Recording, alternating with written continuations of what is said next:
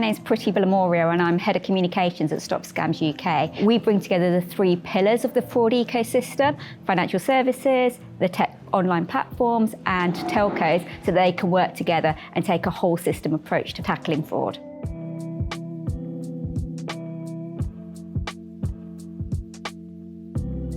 The biggest hurdles faced by the industry, I think, are twofold.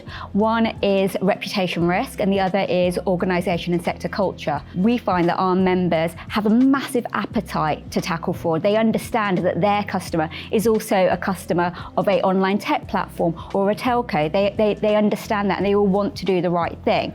But ultimately, culturally, they don't see themselves as the same type of organisation. They store data in a very different way.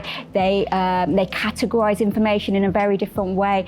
They are regulated in entirely different ways, and they all operate internationally in very different jurisdictions, which means that when they do come together, they feel as though that they're not part of the same family and they don't speak the same language. And in terms of reputation risk, it's brave being the first to take action. It's brave being the first type of organisation to say, actually, I'm going to do things slightly differently. I'm going to test a really different way of working. I think really those are the biggest hurdles facing industry when they want to collaborate and disrupt fraud.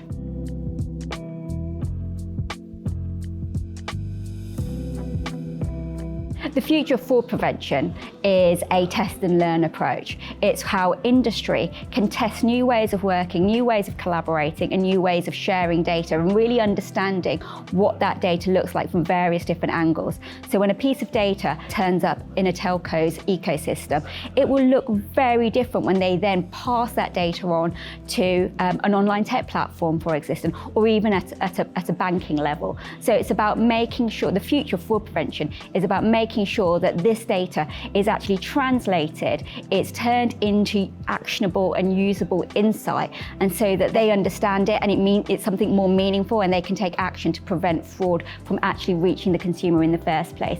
So the future of fraud prevention is learning how you do that, creating frameworks to enable that to happen, so that we're creating a blueprint for data sharing and insight sharing to take place not just in the UK but across the world.